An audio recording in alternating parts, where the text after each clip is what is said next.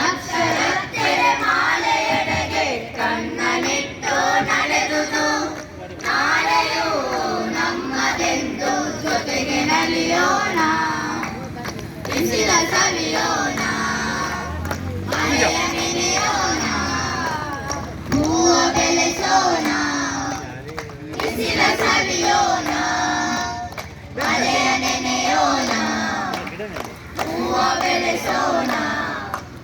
ಕಡಲ ತೀರದ ಅಲೆಗಳಂತೆ ಮಿಂಚುತ್ತಿರುವ ಮಿಂಚಿನಂತೆ ಕಟ್ಟುವೆವು ನವ ಸಮಾಜವನ್ನು ಇಂದಿನಂತೆ ಇಂದಿನಂತೆ.